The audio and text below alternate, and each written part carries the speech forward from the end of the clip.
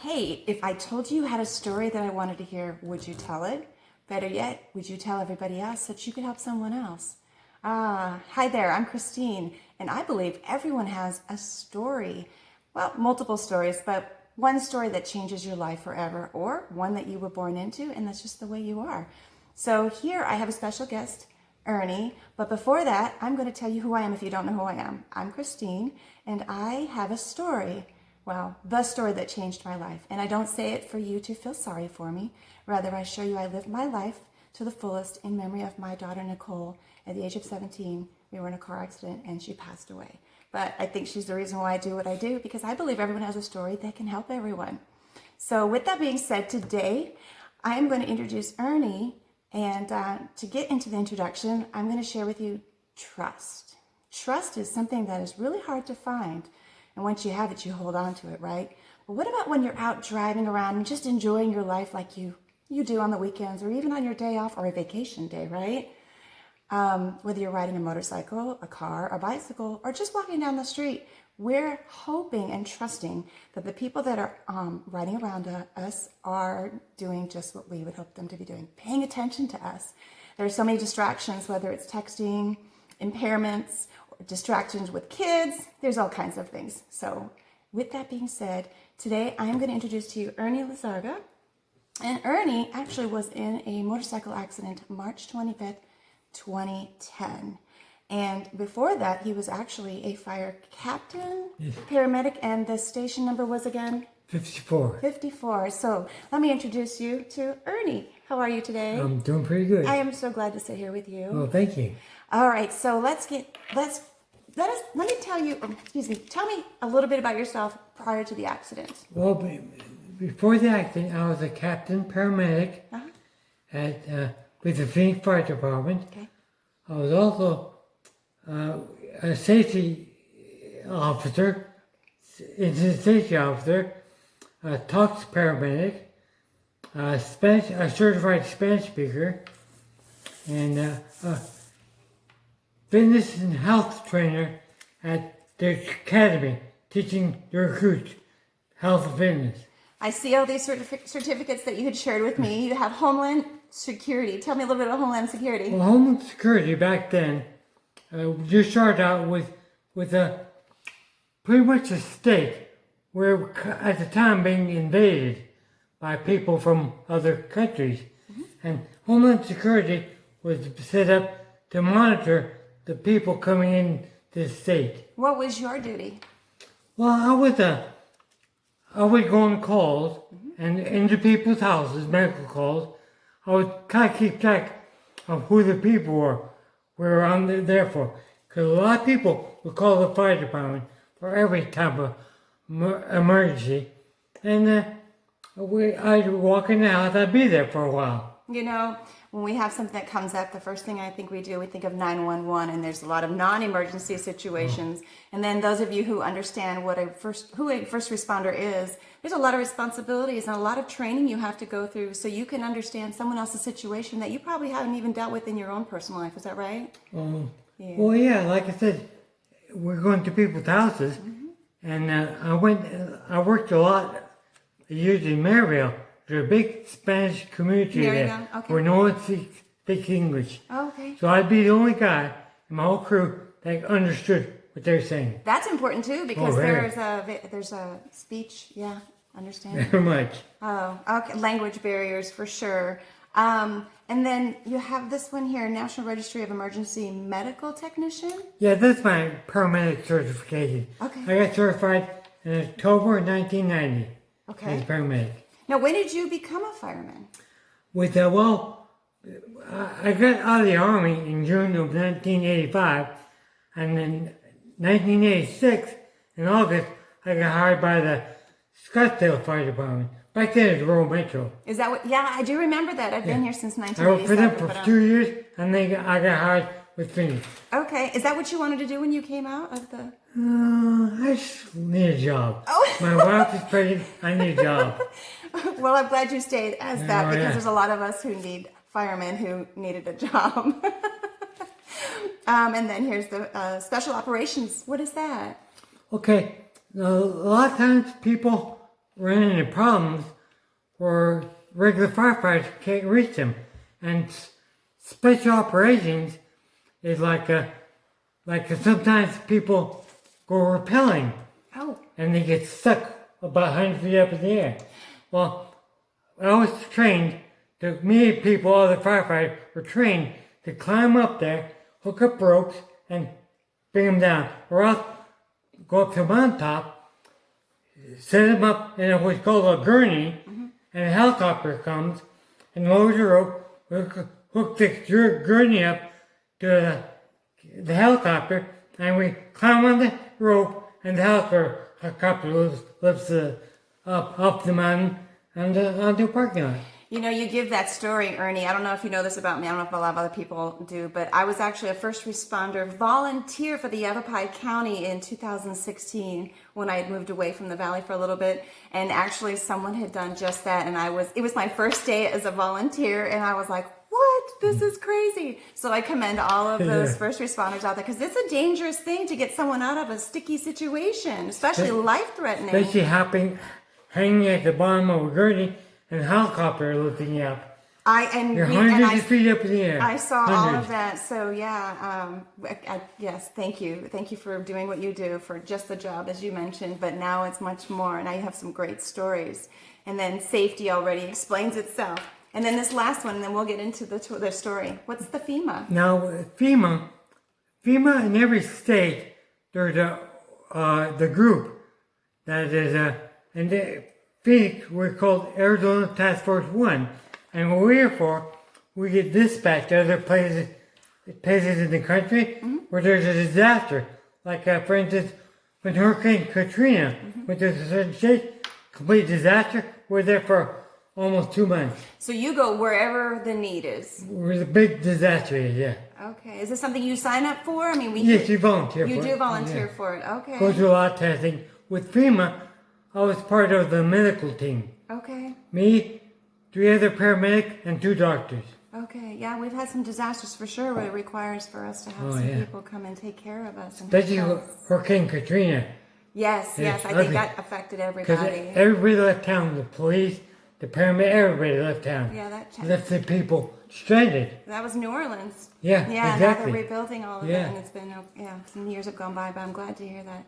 So let's get into why I actually asked of your time. So on March 25th, 2010, your life changed. All of these great certificates that you had, the job you said you had turned into much more. What happened on that day? Well, the day before, I was a safety officer for monitoring training that was going on. Safety officer? Yeah, right. Okay. So I took the next day off because I heard a friend who was going on a motorcycle ride. So you took a vacation day? Took a vacation day. Okay. We had lunch at the Roadrunner restaurant up in New River. Okay. And after that, we rode down and we're going to Bartlett Lake. Bartlett Lake. We didn't quite make it. No, and I know that area quite well, as most people do, on Cave Creek Road here in Phoenix, Arizona, or Cave Creek, Arizona. Yeah. Okay, so there were, how many of you, 10? Actually, 11. 11? No, I'm sorry, 12 people. Okay. 2 people, right when we hit the Carefree Highway, they went home. Right on Carefree Highway, they had already departed from So there was actually 10 of us. Okay. And we're all stopped at a red light at the intersection of 27th Drive and Carefree. 27th Drive and Carefree Highway, you were all stopped? Yeah, we stopped for about 20 seconds when the girl in front of me, Dale Tatanchi, turned around and yelled, "Watch out!" Oh, so she saw it. That's all I remember. Were there any other vehicles in front of you, or just the group? Yes, there was a Jeep Cherokee directly in front of us, and another car in front of us. Okay. And the dump truck, the guy was doing on meth. We think he fell asleep. So you think the driver of the truck was impaired? Or may have been asleep? He was. Okay. Because the police took his blood that day. Yeah, that was a day that rocked the whole city. The whole country. The whole country, yeah. There's a lot of great things that happened to us, and some of the things that shouldn't happen. We talk about distracted drivers. Text messaging is one of them right now. Again, it goes on that trust thing about who's really driving the way you think they would. Whether it's text driving, or you have someone that's in charge of a huge, heavy truck, 12 tons, and then plow over 10? 10 motorcycles. 10 motorcycles. And I asked this, and you don't have to answer it. I always tell everybody, just because I ask a question doesn't mean it requires an answer, because things can be sensitive, and I don't want to be disrespectful. How many survivors were there? 4 people got killed. 4 people got killed. And 4 people had many bones broken. Okay. And 2 people got scraped up blood. Okay. But they got released from the hospital that day. Okay. So how many of those individuals you just spoke about that got hurt badly had life-changing, like yourself? Because your life completely changed just being a fireman. You had to learn how to walk and talk and everything, right? I did, yeah. Can you walk me through the process as to how much you do remember? Well, I tell you the truth, I was knocked out. Knocked out completely. But after going through 2 trials for the driver, I learned all the details. So you learned it going through the trials. Yeah. Okay, so your body, as we already know, will shut down to protect it. So that's why you don't remember it. Well, I was knocked unconscious right away. Completely. Okay, with said. And I understand there was a motorcyclist that was trapped underneath, or 3 of them? 3 of them. 3 were trapped underneath the vehicle, the big truck? Yeah. What happened was it ran over us, and the 3 motorcycles in the very back, 2 were right behind me, and Steve Punch was right next to me. They got stuck on their front. I got stuck too, but I got loose a few feet before I hit the car in front of us. Did you have a passenger on your bike? No. So there were bikes that actually had passengers on them as well? No. So Dale was riding her own bike? Yes. Okay. I've never got to meet her, but I heard some wonderful things about her. And Good she's a beautiful good. person. Actually, all of them were. I just knew of her because I think a lot of people, like any tragedy, either go away or they don't talk about it anymore because it hurts. Yeah. Right. So, how long did it take for you to get back to, I'm not going to say normal because there's so many forms of normal these days, where you were actually able to function and walk and talk? Well, it took a long time. I was in a coma for 6 weeks. 6 weeks. I got released from the hospital 2.5 months later in a wheelchair, and I was in a wheelchair for about 6 months. Yeah. And then from there, a walker, a cane. Stages. And then it took me almost a year to start to drive again. You drive. And believe it or not, I'm riding a motorcycle again too. Oh my goodness, I know, when you're not passionate. good, I know. I've seen your trike. I've actually sat on it once a few years ago, and I ran into it at a bowling event for another friend who had something else going on. And I was like, there you go, a diehard motorcyclist didn't want to get stopped by just one event in life. So I commend you for getting back up and continue to do what you like to do. Well, before the fire department, I was in the military. I was the Green Beret. Okay, I so jumped you out were... airplanes. Okay. Oh, you're a bit dangerous. Now, I actually had talked to you a few years back, and you were at the fire station. I want to say the one down off of the 17 and Baseline or Broadway training facility? Oh, the academy. The academy. Yeah. Oh, that is the academy. Yeah. Okay, so were you instructing there? I don't recall. I wasn't a trainer. I was a fitness trainer. Oh, for them. Okay. I teach fitness. It amazes me how you just get up and you keep going. I love that tenacity. So are you retired now? Yes, I retired October 2018. So, okay, so a couple of years. Well, yeah, a couple of years. I worked 10 years after I got injured. You worked 10 years after your injury. I'm sorry, 8 years. 8 years. Let's just even try 1 year. That's amazing. Nothing was going to stop you. Well, I couldn't work at a fire truck anymore. No. I worked at the academy. Okay. Well, that's actually important too, because that's what helps all of our first responders. Yeah, They're going out there. yeah. Absolutely. I saw some of the training, and yeah, I don't think that I could do that. But me being the volunteer, what I did do was actually very helpful too. I always told the recruits, it's mind over matter. If you don't mind, it doesn't matter. I apply that to a lot of things these days. So when I talk about people's stories, there can be pointing blame. One thing that I like to hear people, once they've healed, if you can say they've healed, is, did you forgive this individual? That it doesn't affect your life, that you can still go on and do what you're doing, and that's them to deal with? Well, I really don't think about it at all. I don't think good. about him. That's even better. Yeah. That's even better because we really do need to release. It's way back in my past. Okay, good. I didn't know if I should ask that because some people hold on to stuff. I don't hold on to anything unless it's good. So, so what are you doing now that you're retired? Well, I exercise a lot. You exercise a lot. You look great still. I have a mountain bike. I ride 5 days a week. Okay. I ride a mountain bike uphill about 2 miles north here. Okay. It's a good workout. Okay. And then I lift weights 4 times a week. So you're very active. Now, no one here can see what I have seen, but you walk with a limp. Your speech is a little bit slurred. Is that part of all of the... Yes, because of the brain injury I sustained, Mm-hmm. it affects my speech. It took me almost a year to learn how to speak again. Wow. So walk, talk, And I lost speak, eyesight eat. from my right eye. You did or you can now... No, the cord got ripped. No heal. Oh my goodness. You know what? You're a miracle. I believe in miracles for sure. I'm very blessed. Very blessed. Very blessed. I'm blessed to sit here with you as well. Is there anything that you want to share with our audience that maybe I didn't ask? A question on safety with all the different distractions that go on right now, perhaps? Well, just with everything, just always work hard at what you do, you know? Okay. That's all I can add. Because with everything, I've always worked hard, and I continue to work hard. So then I could say that your physical didn't stop you from still enjoying the things. Also, I got to admit, I got to throw in there, is helping people. Helping people, agreed. Because right now, I'm with a large motorcycle organization, a motorcycle rights organization. You're with a large motorcycle organization. Called ABATE. ABATE? ABATE. ABATE. American Bikers Aim Toward Education. Go ahead and put that. ABATE. American. Bikers Aim Toward Education. Oh. There's 23 throughout the country. Okay. Every state has that organization.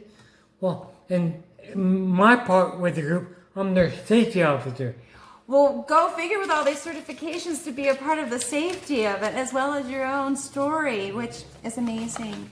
Ernie, thank you so much. Well, thank you. I do ask one last question. I know this because I know you personally, but I always like to ask people, what legacy do you want to leave?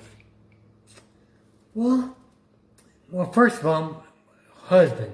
I've been married for 36 years. Woo, my goodness, 36 years. And congratulations. My wife has put up with a lot. That's a different conversation that we had. So she's helped me a whole lot. Oh, of course. And I want to leave a little good legacy with her. Okay. And my kids. I got 2 daughters. Okay. 32 and 30 years old. Okay. And 3 grandkids. Grandkids. And that's all I want to be good to them. And helping people. Helping people. Yeah. Helping us. They help me. Too. So I help them. Yes, and I'm glad that you still do, and that you still keep going. So your legacy is to help people and make sure that you're always there when you're able to help them. Wonderful. If anyone wants to get a hold of you, can they email me? If they, No problem. Unless you have an email of your own. Yeah, I do. You do. So do you want to share with our audience in case someone wants to contact you? Okay. It's Lizarraga Ernie at yahoo.com. Perfect. And then if you want to get a hold of me, you can reach me at storiesofhope.myjourney@gmail.com. And until then, thank you, Ernie, so much for your time. Okay. I appreciate your friendship, too. You're such a great person. All right. Thank you, everyone. And we will see you again soon on the next episode. Just you wait. They get better and better. See you next time.